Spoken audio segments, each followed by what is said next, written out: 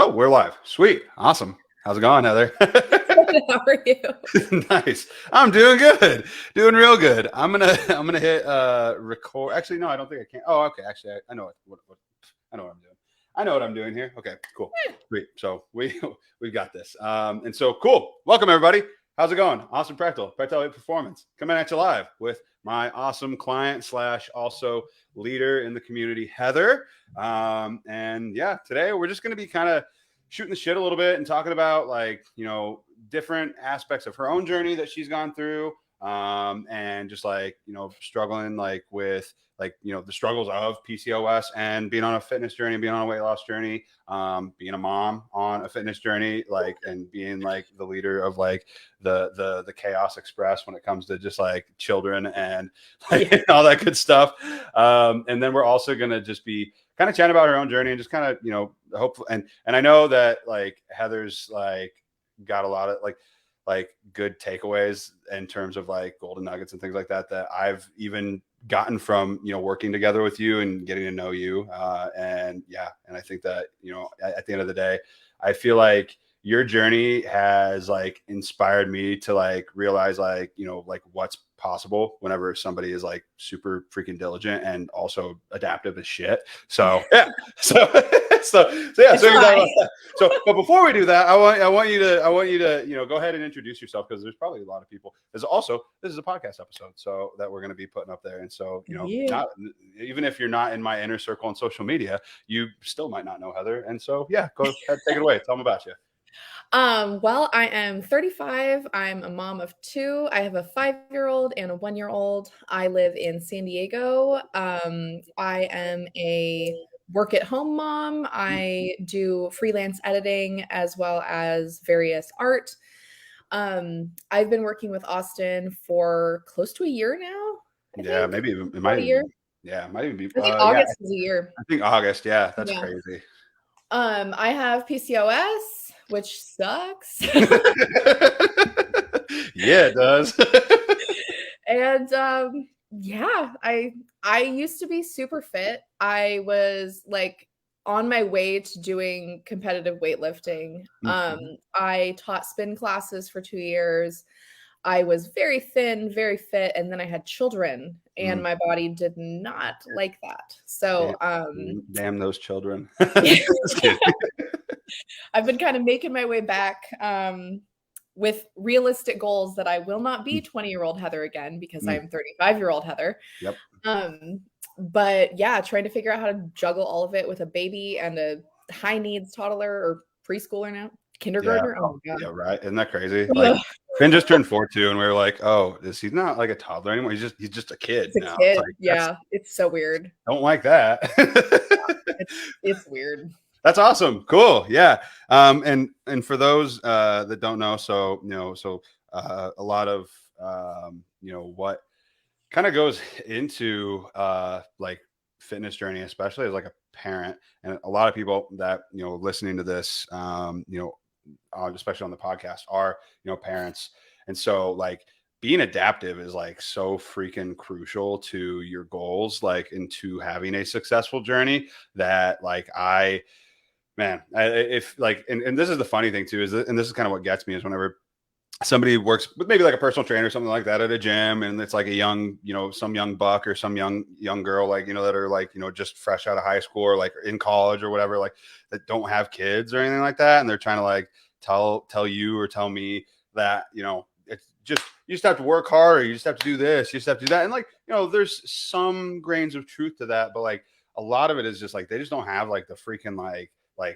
perspective or the ability to be empathetic to that. They just don't get it. They just don't understand yeah, that's cool, but you have basically no responsibility when it comes to being there's a difference between having a part-time job or being in school. Those are responsibilities, but having another freaking human being that you have to take care of, that is just I was that person too. When I was younger and I was super fit, and I was, talking to friends of mine who were older and in different phases of life than me, I was looking back, I was so ridiculous I was like, well, you just have to make the time. If you care, you'll make the time. And now that I'm a parent of two, intense kids. I'm like, Mm, I can't make time. I can't manufacture time out of the ether. Like, yeah. I can rearrange my life to find some time, Yeah. but being realistic about what time I have and how I use it is a Hmm. huge part of being successful. Oh yeah, yeah, absolutely. Like yeah, we should touch on that because, like, I mean, time management is something that,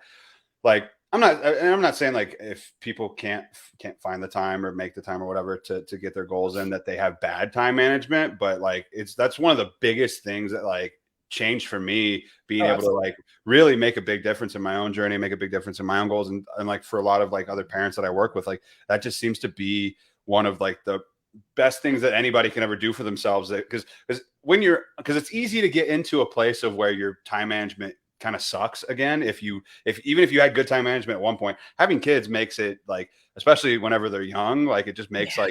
like your time management, it throws you into chaos. Basically it throws you into this like, you know, like this place of just like, oh, I had kind of had my shit together at one point, and now there's all these like these needs and wants and like, you know, appointments and like in school and like they're their own, like their own little people that have like emotions and Yep. thoughts and reactions to things, and so it's like just a lot of stuff. And so if you had good time management and then you had kids, all of a sudden you're probably going to have less good time management, and if you had bad time management before, you're probably going to be like I in mean, trouble. I was a professional event and wedding planner Mm. for most Mhm. of my adult life, and that is literally my entire job was time management. I Mhm. have always been a very routine person, Mhm. and that has never been a problem for me. And then I had kids, and it's not even necessarily like a difficulty in time management as much as it's figuring out what to put in the time, because the Mhm. second the kids are asleep, I just want to relax Same. because I've had all day being yelled at and touched and needing snacks and cleaning and doing stuff. Mm, The second they're in bed, I just want to chill. that's so But I true. think for me, that's where like the real issue of dedication comes in. Is it Yeah. isn't dedicating to what I'm doing, because it's not hard to lift weights for me. Like, No, I yeah. like lifting weights. Yeah. It's dedicating to putting that ahead of my relaxing. Yeah. So Yeah. I work out when I watch TV at night. And Yep. I Yeah. found a time, I was like, this is a time I'm going to be in my living room for an hour. I Yep. know I'm going to watch, Kenobi or Mhm. Stranger Things or something. I Yep. will be here for an hour. I Yep. might as well do something productive with it. Yep.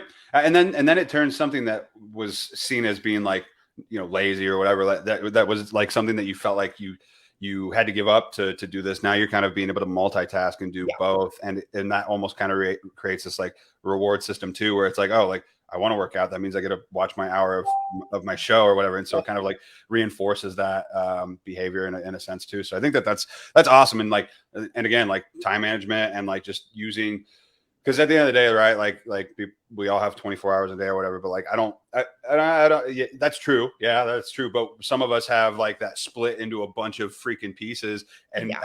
have large percentage of that like pointed towards you know, our kids and taking care of them and their needs, and so like they're, you know, as much as I love my son, and I'm sure as much as you love your kids, they're a giant fucking time sink, Oh my God. and it's just like and an Because energy sink too. realistically, like, we don't have 24 hours in a day, No, yeah, because a lot of that time, like, doesn't belong to us. yeah. Oh, Like, as much as a great way it's of nice putting to it. say, like, Yeah. it's not my time. Like, Yeah.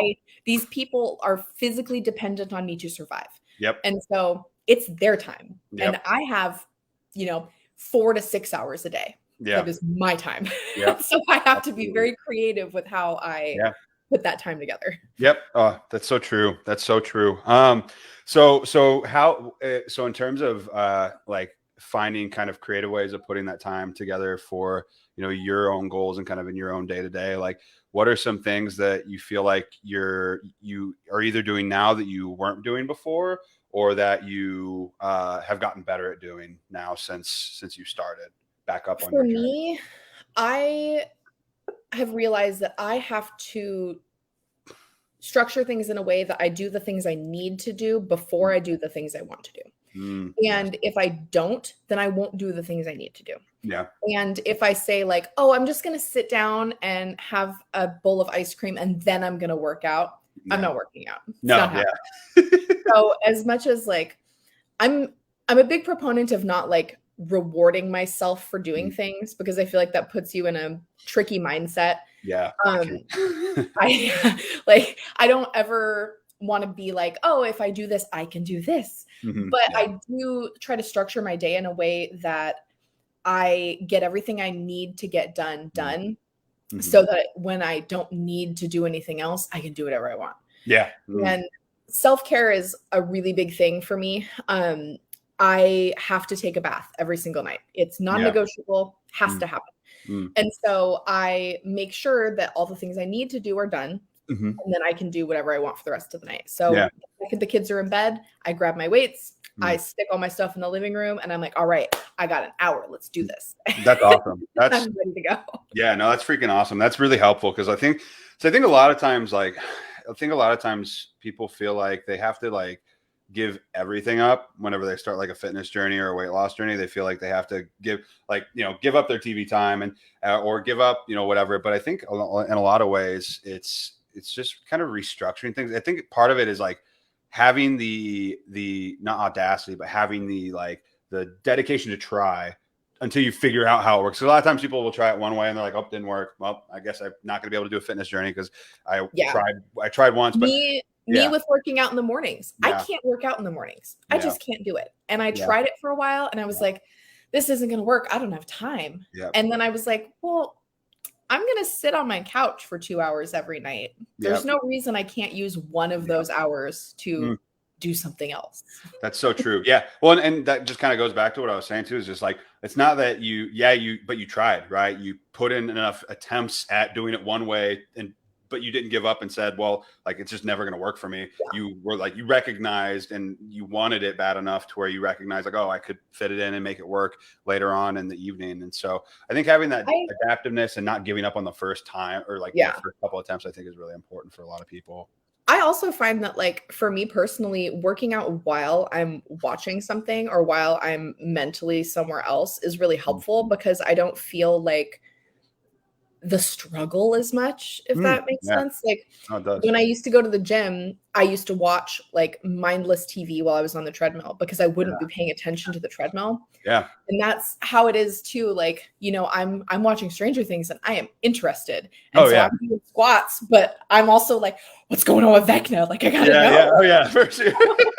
I'm so excited for the next episodes to drop here in a few days. Yeah, I'm ready. It keeps me from feeling like overwhelmed with what I'm doing. Yeah. Oh, like if I were to just sit and try to work out and like not have something else to focus on, I would get like 10 minutes in and be like, I'm tired. Yeah. But so it kind of helps get you out of your head about I'm the same way. Like anytime I do cardio, if I'm not in my office working and doing it on my treadmill, if I'm out going on a walk or I'm at the gym on the treadmill, like you bet your ass I've either got a podcast or if I'm on a treadmill, I'm watching YouTube because I'm not about to just walk on a treadmill for like 30 minutes straight and not like be entertained by something. That's why there's TVs everywhere. It's just because it makes it easier. I get like 3 minutes in on a treadmill and I'm like, well, I'm done. Yeah, for sure. That's so funny. So talking about like, feeling like, you have to be restrictive and you have to give up, your like as a parent, like on a fitness journey, like a lot of times people feel like they have to give everything up. And so I kind of want to touch back on that because flexible dieting is, one of those things where, it helps a fitness journey or a weight loss journey feel less restrictive. And so I wanted to kind of talk about that. I want to talk about it with you specifically because I know that, in a lot of ways, because you lead for people who don't know, Heather leads a live. It used to be called Tasty Thursdays. Now it's Tasty Tuesdays, correct? Tuesdays. Yes, which is today. And so, she'll every week or so, or like, we try to do it weekly, but sometimes, having kids, things come up. But she leads basically where she'll cook a recipe live in our free group. And part of the beauty of that is, flexible dieting, because a lot of times people feel like they have to give up, all the fun foods that they feel like they can't have anything that tastes good if they're trying to lose weight.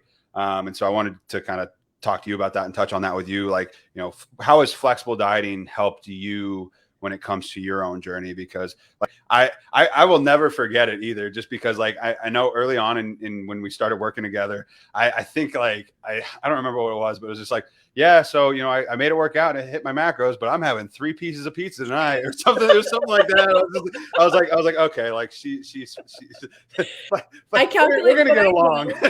When I know I'm gonna like eat garbage one day, I will plan it out at the beginning of the day so that I know exactly how to fit everything in. Because I'm like, I want to eat half a pizza tonight, and I know this, so I'm gonna do the like preparation so that I know how I can eat half a pizza. Yeah. And you do, and it's and it's I do that too sometimes, because it's like I know, like if I know that we're gonna be going over to a friend's house or a family member's house, or maybe we just want to get pizza for that night. It's like, okay, well, I'm literally eating straight protein until this evening, and then I'm gonna get that pizza, and I can feel good about it too. And that's just the beauty of flexible dieting. I have a really restrictive diet too, not from like medical necessity, but just I have a lot of like very specific food preferences.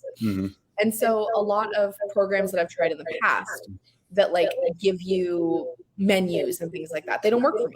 Yeah. Because no, I'm not going to eat a salad for lunch. No. Literally not going to. So I have found that flexible dieting is basically the only like way to maintain a fitness journey for me, because I have to be able to modify things to what I will do. Yeah. And a lot of people are able to make those big changes and to, you know, eat brown rice and broccoli, you know, every Wednesday, but it's not something that works for me. So having the flexibility to make meals that I want to eat and do things that I want to do is the only way that it's really able to be long-term. Like I can't do things that are super restrictive and never been able to. So having an option that doesn't require that is great. Yeah. And I feel like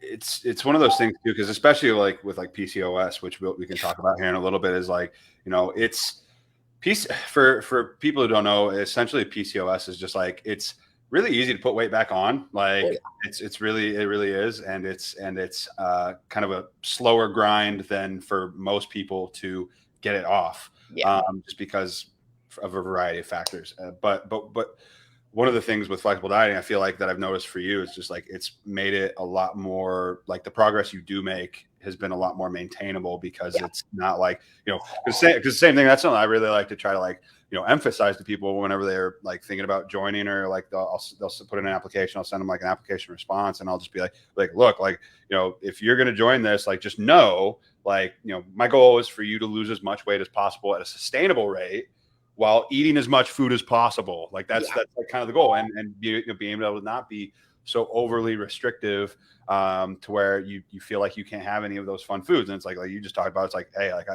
because you know how to flexibly diet now, like, you know, you can eat half a pizza later that night if you want, and it works out, and it is great. You can still see progress and maintain, and if that's kind of like the goal for that day or that week or whatever. And so I think that's pretty sweet, and I think that's cool. And for you, like, you know, whenever you're cooking those, you know, those meals for Tasty Tuesdays, you know, like they look good too. Like they like, and they taste good too. Cause I've made some of them in the past that you've made, and it's just like, oh shit. Like, you know, I can lose weight eating this. Sign me the fuck up, you know. Like what was the one that or that did you make it in the, because we have a newsletter too for our private clients, but it was that cowboy caviar, right? Was that what it was? Like I mean, like just things like that. It's just like, so if anybody wants the recipe for that, just, you know, if in and of itself, come join us, and it's very good. So and so let's talk about like PCOS though. Like, let's talk about that. Like because there's a lot of people, like a pretty big like portion of our clientele here have struggled with that as well. Like I know at least like 4 or 5 people off the top of my head that we're currently working with right now that have PCOS. And so if anything, I read once it affects like more than 20% of women. That's crazy. Well, because there's different types of PCOS too, which is crazy. And so, and like, depending on the type of PCOS you have, it can make certain aspects of your journey harder than others. And so, like, you know, just because you're yeah, just because somebody's struggling with this part of it doesn't mean that you're, doesn't mean that you don't have it, because you may not even know that you're struggling with another part of it. And so, so for you, I tried medication for it for a yeah, while, because I had such a hard time losing weight, and mm, I was very restrictive at that point, yeah, to the point of it being kind of dangerous. yeah, And I still wasn't seeing any results. I was yeah, like, there's no way that I can eat 1,200 calories a day and not lose a single pound. Like yeah, a single pound. I was running 4 miles a day. I was yeah, eating 1,200 calories. Nothing happened. just running your shit into Um, the ground, yeah. basically. Yeah, I tried medication that's supposed to be effective for people with insulin resistant PCOS, yeah, and it did nothing. yeah, And so there's very little that can really be done medically, hmm, for a large portion of people that have it. hmm, So finding something that you can do that isn't a medical solution is hard, yeah, but if you want to be successful, it's necessary. yeah, yeah, for sure. And I think too, like, I think what opened my eyes a lot with us working together was just like the fact that like not everybody's like fitness journey or weight loss journey is going to look the same, right? And Yeah. I think, and like not everybody's is, and like and honestly, after we started working together, that's whenever I was kind of because I'd heard things from people before, and a lot of times it just starts with like getting to know somebody and working with them on a deeper level with their goals and things like that, to like recognize like, oh, like there are some cases where people are in a very like their bodies are just like in an environment that's just not very conducive for weight loss, right? Yeah. And your case and your journey is definitely one of those. And so for me, like I would hear people say like losing 1 to 2 pounds a week is great, but some people may struggle with losing half a pound a month. And I'm like, and in my head at the time I was like that fucking sucks, that sounds terrible, like what? Like I was like really, like is that like could that be like like a true thing kind of deal? And was not, I believed it, but I was like a little not skeptical, but I was just like I didn't put as much like I guess time and energy towards towards that, I guess, in a sense. And so like but then after working with you and like just seeing how like diligent you are, like 99% of the time with things, and like how much you're showing up and how much you're doing these other things, I'm like damn, like some people's fitness journeys and me not being prior to that, like me not being as receptive to that, and me not being as like open-minded to some of that, I feel like working with you has helped me be a better coach in that respect, because it's like no, like like for you, like like losing like a couple pounds in a month is like an amazing Huge. yeah, it's huge, especially just because your PCOS is so like bad and like resistant, or resistant, I guess is a better word for it, but yeah. And so I think that for those that are out there right now who are maybe in the same situation that you're in, or that you were in a sense, and because for those of you guys that are listening right now, like Heather's lost 20 pounds, and she's got really bad fucking PCOS and 2 kids, and and all these other things. And so it's just like it is possible, and that's kind of why I wanted to shine a light on that part of your journey. Is just like it is possible to do. Is it harder? Yes. Absolutely. Yeah, it is harder. I still struggle. Like even now, it's been a year. Mm, I am in a flow and I know what I'm doing and I do it and it's great. I yeah, still struggle with like comparing myself to other people because, mm, in our community, there are people that are the same size as me mhm, and they've lost 40, 50 pounds. yeah, And, while logically I know that yeah, I'm doing the best I can yep, and I'm doing what I should be doing, it's still hard. It's hard to look yeah, at somebody and be like, that's not fair. yeah, But at the end of the day, like, life's just not fair. yeah, And as no, much as that sucks, I have to remind myself of it constantly yep, because I didn't get that body. I didn't win the lottery in terms of like yeah, successful weight loss bodies. yeah, So yeah, I have to and, do what I can do with what I have. yep. And I think the beauty of that, because a lot of people it's about perspective, right? Because a lot of times people could view it as like that, that sounds like a curse in a sense. That sounds like it sucks. Like that sounds like, I don't want that. But at the end of the day, like we don't get to choose who our parents were, and we have what we have, and we can either, it kind of leads back to that whole like fault versus responsibility. It's like, it's not your fault that, that you have PCOS that makes weight loss hard, but it's, if your goal is to work through that, then it's your responsibility to do something about it. And that's kind of where it comes down to the whole, like, I think that, it's almost like being the kid that had to like study extra hard in high school just to get a C whenever, it just came naturally to somebody else and they would get A's without having to try that hard. Well, whenever that, person got into college, they probably had a really hard fucking time because they didn't have the baseline of like studying and putting in the work and things like that. And so that's kind of like how I like to try and view, somebody who does have severe PCOS, or someone who does have, thyroid issues or other metabolic deficiencies or insulin resistance or whatever it may be, like that. Like, if you can just somehow, like you talked about, remind yourself enough that like, yeah, it's not fair, but life's not fair. And I'm doing this for me, and it's a you versus you kind of scenario. Like, once you get to your goal, once you get there and you're able to kind of like maintain it with this like more sustainable lifestyle that, we're trying to like, help people learn more about. I think, focusing more on the journey itself than the end result can be a helpful, although it's still, fair, just, full transparency, it's still fucking hard to like, like, it's also like shifting focus to like the successes you do have. Oh yeah. Like, ooh, good. I am strong. Yeah. Oh yeah, you are. My husband tried to do deadlifts with the weights that I was using the other night. And he was like, how do you do this? I want to see if I can do this. Yeah. He got 5 in and he was like, nope, not doing that anymore. And I did 40. So that's freaking awesome. Like, being able to focus on the things that I can do, like, sure, I might not be a size 6 right now, but I can carry 2 50-pound water jugs into the house without freaking out. Like, I'm up to 45 pounds for my deadlifts and my chest presses. Like, I'm strong. And so even though my body doesn't want to lose weight, it still will build muscle. Yep. And I can do that part. Yep. Yeah. So that's what I try to focus on, is like, like I might not be seeing in the mirror necessarily what I want to see. Yeah. But my body is doing the things that I'm asking it to do. Yep. Oh yeah.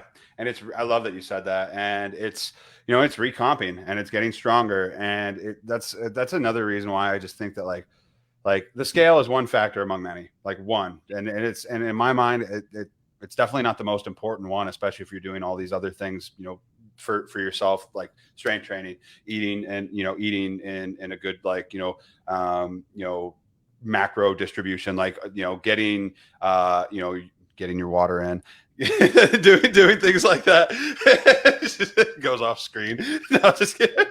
I have drank 0 water today. You had a coffee. Me and Heather have a running joke about staying hydrated, but that's another topic for another episode probably. But anyways, but you got all these other great things going on that aren't directly tied to the scale. But like you said, like, you're getting stronger, like you are able to do a lot of things like functionally throughout your day, like a lot more like effectively, or at all. And I think that that's a really fucking cool thing that a lot of times, like, I think that like the phrase, like, strong, not skinny, like if you want to be if somebody wants to be skinny and you can go for it, like, then that's fine too, if that's somebody's goal. But like, I would rather, like, and this is just personal preference, but I would rather be strong and healthy and like confident than just going and chasing a number on the scale just because some fucking magazine in the early 2000s told me that I should be that like weight or that size. That's a big thing that I think that like women struggle with more so often than men, because we are taught from a really early age that image is the primary importance. And so we learn, even as kids, like, we learn to associate a number on the scale with our self-worth. And it's really hard to break out of that mindset. Yeah. And so many women, I'm sure you get this constantly when you're talking to new people, they're like, I don't want to be bulky. Like good luck. Right? like you think it's that easy, sweetheart? Yeah. But I feel like recognizing that you can be healthy without being thin. Like, there's a big movement for it, right now in a lot of women communities, like, you know, to be taking charge of your health regardless of your size. And I Yeah. think that is a huge Mm, thing that isn't talked about enough yeah. and needs to be recognized more, is that, you know, technically, according to BMI, which is bullshit anyway, Yeah. I'm obese.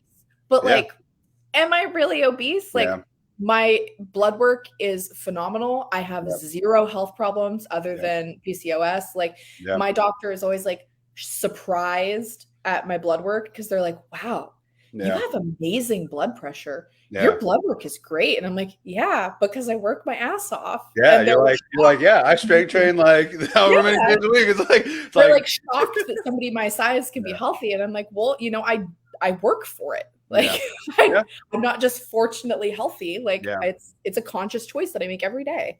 I love that. I love that you said that. It is a conscious choice that's made every day. And it's one of those things that like, it's, what is it? There's a quote and it's like, you know, success is a habit, right? Yeah, Success is a habit. absolutely. Like it's just doing because that's the long and boring part about a journey that people don't want to like, they don't want to believe because they want something now, right? They want instant gratification. They want like, no, there's somebody, I saw somebody that took this pill or did this diet or did whatever, and they got instant results. Which, again, no, they did not. I'm just going to emphasize that they did not. Yeah.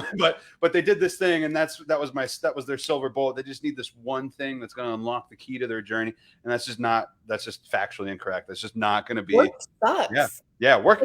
Yeah, it sucks. Work is hard It's a and it's mundane not thing. fun. Yeah, it's a mundane thing, and I Yeah. think that like once people accept that and Yeah. understand that that's the reality that they have to be willing to accept, and if at the end of the day, it's all about perspective. Like Yep. you can drag your feet all the live long day about it and talk about how much you hate it and how much you don't want to do it and how much of a like dull thing it can be, or you can look at the bright side of things and try to have it like a good fucking perspective about it and be like, oh, like I like feeling strong, I like seeing, you know, the weight move, I like feeling like, you know, It's this like and that, and it's yeah. like having a job, you know, Yeah. like you might not necessarily love your job, but I Mm. bet you love when your paycheck hits your bank Oh, account. I bet. Like, Yeah, it's the same exactly. exact thing, Oh, but with your that's such body. a good fucking analogy. That's what I'm talking. I told you there's gonna be some golden nuggets on this live. I knew it. I knew it. Ooh, that's You good. know, like Yeah. my paycheck is being able to pick up whatever I want and being Yeah. able to walk up the stairs at the water park and not want to die. Like, Yeah. Oh yeah. Oh I've yeah. put in the work and I've earned it. And Yep. so I get to appreciate that value Mm. and recognize, like, yeah, like, did I want to sit in my living room and do squats, you know, twice a week for a year? No. I would rather sit on my butt and eat ice cream. But Yeah. like, if I sat on my butt and ate ice cream, I would get halfway up those stairs and Yep. sit down. So Yep. I'm Oh reaping the yeah. rewards of what I do. And that in Absolutely. itself is rewarding. Yeah, for sure. And there's that whole like, I think so. I like the concept of this kind of like quote or analogy, but like I think the wrong people get a hold of it sometimes and really try to like it's almost turned into this like dickish thing where it's like, but I really like the idea and the concept because what you kind of just talked about is like almost like the idea of like choosing your hard basically. Yeah. And it's like you can choose the hard of, you know, of existing and being, you know, unhealthy and not and struggling to go up the stairs at the water park and struggling to, you know, with confidence and struggling with, you know, not being able to play with your kids the way that you would want to do it, or, you know, again with the water jugs and things like that. Like there's that hard and that reality that people choose every fucking day of their lives because it's the like it's the familiar hard, right? It's the It doesn't familiar. require effort. You're Yeah, already in that hard. yep, exactly. And so it's almost just like this like this familiarity. It's like people kind of go to what is comfort, right? And what is comfort is not changing. And so Change for a is lot of scary. yeah, exactly. Change is scary. And so, you know, for those people, they're choosing a hard. They just don't realize that they're choosing that hard until it's in the moment and it sucks a lot. And then there's the other hard of choosing to, you know, do the workouts, do the squats while you're, you know, watching your TV, like choosing to, you know, pay a little bit more attention to your diet whenever you're tracking your food and flexibly dieting. So you can still have, you know, that pizza at the end of the day, but you had to put in, you know, a couple of minutes into your day to like punch it into your phone to make sure it all added up. Like that's a hard too. But you know, I feel like the reward of feeling like you're, you know, working towards something and building something and like being proud of, you know, your accomplishments and seeing these differences. Like I would, you know, that's the heart that I will always choose personally. And I feel like once people kind of like recognize that they're like not choosing is still a choice. It's just, it's just the choice of default. And so, yeah. I But think people too, like, it's hard to see past the beginning of things. oh yeah. And I don't think at all about entering stuff into my phone anymore. I don't think about, like, I barely even look at my phone when I do my workouts. Like, it's all become like rote memory at this point. Yeah. And so it's hard for people to see like things becoming easy, but they do. Yeah. And it, like, a lot of my friends that I've encouraged to like start logging food and start paying attention to what they're doing, you know, at the beginning, they're like, oh my God, this is so hard. And I'm like, yeah, like it might be for a couple of weeks, but believe me, like when you first learned how to do any skill, any single thing in the world, like it starts out hard and then it becomes second nature. And that's exactly the same with this. Like it is, it really is. Because it's a skill. It's a skill. Yeah. It's just a habit and a skill. And like, that's why I like, anybody can do anything. I truly believe, like, to an extent that, you know, within reason, but anybody can do anything because everything is a habit and a skill. Weight loss is just a habit and a skill. It's not something that somebody else has that somebody else doesn't. Like it might be a little bit harder for some people, like especially like if you have PCOS, but it's not that somebody has this innate thing that you don't have the ability to do or learn, because it's a habit and a skill. And because it's a habit and a skill, it can be, you know, taught and it can be learned. And so, it's a commitment. Yeah, exactly. And for anybody listening to this right now, like I heard this quote, not a quote, but I heard this kind of like this idea the other day, and it kind of stuck with me. And I'm actually going to do a live about it in the private group sometime in the next week or two. But it's your first 100 is going to suck. No matter what it is in your like life, your first 100 is probably going to suck. Like your first 100 shots that you took with basketball or throwing a ball or kicking a ball, or you know, your first, like, you know, 100 bike riding attempts probably suck pretty bad. Like when first 100 diapers. Yeah, first 100 diapers suck. First 100 days of having a kid, I was like, I mean, I love this thing, but oh my God, like I'm like sleep deprived. This is tough. Being a parent, like your first 100 days as a parent, probably gonna suck a lot. Like first whatever, same thing. Your first 100 workouts or 100 days of tracking your food, like it's probably gonna suck more than you would like. But after that first 100 days, you're building that habit and that routine, and like you said, like it just gets so much easier because it becomes like a habit. It's second nature at that point. So I can look at a meal now, like on a table in front of me, and know exactly what's in it without looking it up. Yeah, because you got that. I can eyeball 5 ounces. I can like, and I do it all the time just to test myself because I think it's fun. But I'll be like, all right, this is 4 ounces of chicken, and I take it and I stick it on the scale, and it's like 4.02 ounces, and I'm like, yeah, exactly. I've gotten into it to where I know now, and I can build a balanced meal without thinking about it. Yep, I love that. That's awesome. That's awesome. My baby. Yeah. That's awesome. Cool. Yeah. Well, I think that, man, we covered a lot of great like topics of everything, and like I feel like we had some solid golden nuggets there. I was gonna say, like, you know, for you know, those that are listening, you know, we can kind of tie things up here in just a minute. But like, do you have any other things that you want to like say to anybody who maybe just like struggling right now with their journey, or struggling to get started, or maybe, you know, they have PCOS too, or they're a stay-at-home mom and they're just like, I don't even know how to start. I'm so tired, or I'm so like worried about, you know, like, you know, failing, I guess. There's no downside to trying. Like, you just keep bringing those golden nuggets. That's good. Okay. If you don't try something, like, you know, you're not going to succeed in it. If you do try something, worst case scenario, you're literally right back where you started. Best case scenario, you're successful. And there's literally no harm in trying something. There's no downside to making a choice that might help you. So, you know, maybe it'll take you a while to figure it out. And maybe the beginning of it's going to be hard. It's going to suck. But like, there's no risk involved. Like, there's just the possibility for success. And so just do the thing. Just do the thing. I love it. Yeah. One of my mentors said like a very similar thing to me at one point. And it was just like, so what if you fail? And I was like, he's like, what could fucking go wrong? Like how bad off could you be from trying that you wouldn't have been before. Like you're not going to like magically be more fat. Like you're going to be exactly how you were to begin with. So true. Either you're exactly the same or you're slightly better. There's no downside here. Yeah.